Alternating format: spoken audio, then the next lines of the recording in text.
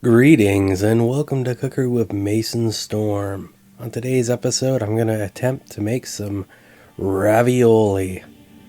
So stay tuned to see how it's done. I'm going to start by making the pasta itself. So I have 200 grams of flour and 2 eggs. I'm going to start with a nice mixing bowl. I'm going to dump the flour into it and then pour the eggs in. And then I'm just going to mix this up. Now this is just kind of a standard pasta recipe, using 100 grams of flour for every egg. Generally it's close enough and usually works out pretty good. There's another technique where you actually weigh the eggs and then do the flour based on the weight of the egg, which is more accurate and far more repeatable as far as having consistent results, but this works okay. So I just washed off the counter there, and I'm going to dump this on the counter. I'm going to knead it by hand because it's not really sticking together very well in the bowl. And usually you start doing it in the bowl anyway just to reduce the amount of mess that you make, and kind of once it starts to hold together a little bit, then doing it on the counter is a little bit easier because then you have more room to kind of work at it. And kept mixing this. I noticed that it was a little bit on the side. So all I did was I went over to the sink and I wet my hands and then went to, and I think time's enough to have the amount of moisture. Grams of flour and 1 egg is real. So a little bit extra water on my hands to have the amount so that it was sticky and properly. And I'm just going to kind of knead this for about 5 minutes before setting it at rest for about half an hour. For the filling in my ravioli, I'm going to be using 1 egg, 2 tablespoons of Parmesan cheese, 1 cup of mozzarella cheese, 1 cup of ricotta. And now, beginning the process, I'm going to add in my ricotta cheese, followed by my egg, and give them a little bit of a mix. Make sure they are nice and combined before adding in my different varieties of shredded cheese. And of course, once I have the different forms of shredded cheese added, I'll do my final mixing, which really doesn't take very long. It's not like this is like dough or anything. So once it all kind of holds together, then I'll add some black pepper and some salt for a little bit of final seasoning. Of course, you can add other spices to this as well. Have some garlic powder or something just to kind of take it to the next level. You can go really far with ravioli as far as your creativity goes. We'll set that aside and it's time to work on our pasta. For our pasta, I'm just going to be thinning it out right now and making nice thin sheets. And to do that, I'm going to be using this pasta maker. If you don't have a pasta maker, I'll have links in the description where to get one. And essentially, we're just going to keep running the pasta through until it gets to our desired thickness. I'm going to run it till about number 7, which is fairly thin. You can go a little bit thicker than that.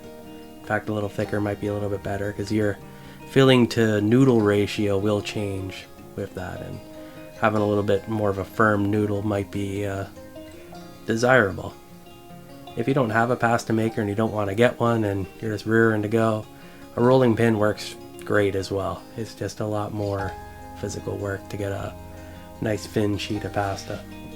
And once we have our pasta sheets made, I'm going to stretch them out on the counter. And I actually got a special raviola thing off Amazon. I'll put links to that as well. And the way it's supposed to work is you press down on it and kind of turn it.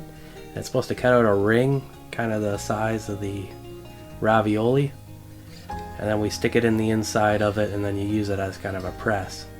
So we'll pop that in the center there, and then we'll put a teaspoon or so, I'm just using a regular serving spoon, and then fill it up with our ravioli mix, and then we simply close it up and push down, and if all goes to plan, it'll open up and we'll have a nice perfect ravioli that's perfectly sealed. Now, I did a whole bunch of these and I think I probably made a little bit too much of pasta, but you can't really get your eggs in fractionals, so it's kind of, you do 1 or you do 2. 1's probably not enough, 2's probably too much, so it's better to have a little bit extra pasta than not enough. It's cheap enough to make the stuff anyway. And you just kind of go through cutting out the little rings and making the ravioli. Now, if you don't have one of these things and you don't want to get one, or you don't want one because, quite frankly, I didn't think the thing worked as good as I thought it was going to work, you put like a bowl or a cup down and then you cut a circle around it, and that's one way you can get your ring, and then you just put your pasta in there or sorry, you're filling inside the pasta, you flip it over and then kind of work the edges with like a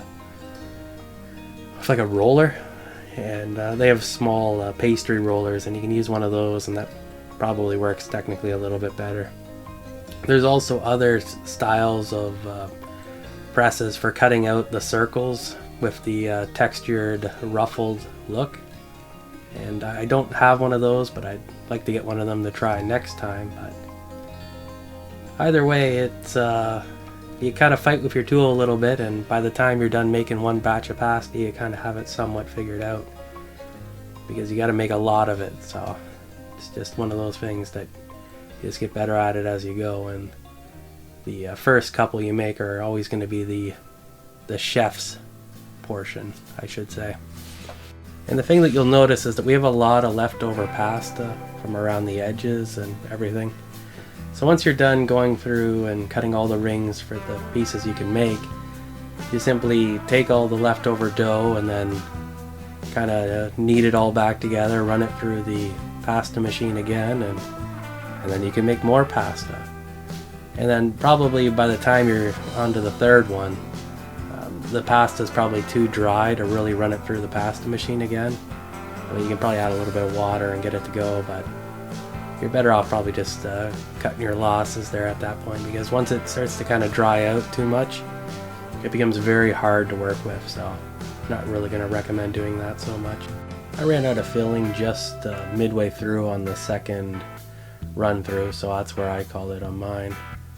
So it just kind of depends. And as far as drying out goes, if you move really fast, you can probably use up all the pasta. It's just takes a little while to get used to making these things, and probably is a lot easier if you have more than one person working on it with you, and then you can really pump out the raviolis. And now that we're done playing with that, we get a nice big pot of water on the stove that's salted, crank the temperature up, and we're just going to let that boil away. And once our water is boiling, we're going to start tossing in our ravioli. I'm throwing them all in one at a time because it's kind of a risk that they're going to burst open, because some of them, they weren't really sealed the greatest, so I'm just kind of picking them up off the plate, making sure they're all nice and sealed before throwing them into the water. They also were kind of sticking to each other on the plate, so it might be a good idea to throw down a little bit of flour on the ravioli as you make them so they don't stick to each other. Yeah, what we're looking for cooking wise is that they start to float when they're kind of done. And the thing to remember too is that this is fresh homemade pasta. It's not like the standard store-bought stuff, so it cooks incredibly quickly. And it's not long until the pasta's done. It only takes a couple minutes. And once our pasta's done, I'm going to be using the wooden spoon to pull out the different pieces of pasta and put them on a plate, which I'm going to then replace with a nice strainer, because you really want to get all the water off of them so they don't get kind of waterlogged or overcooked. But that's it. That's the essentials of making ravioli. Of course, you could have these with a nice sauce, maybe an Alfredo sauce or some sort of red marinara pasta sauce, but I wasn't feeling ambitious enough to make that today. I was going to do that tomorrow, which tomorrow's already happened, so I guess it was yesterday. That's what we did. We had a stir fry and then had the ravioli with it, and it was really quite delicious. This is by far the best ravioli I've ever had in my life, and I think that having it with the stir fry the following day and the sauce that we had with that was really quite delicious. Of course, when I made it here, I just had it with a little bit of Frank's Red Hot. I thought that was pretty good, but it didn't really shine until the next day. So let me know in the comments below how you eat your ravioli, what type of sauce you have it with. And if you like my content, please like and subscribe. And until next time, stay awesome.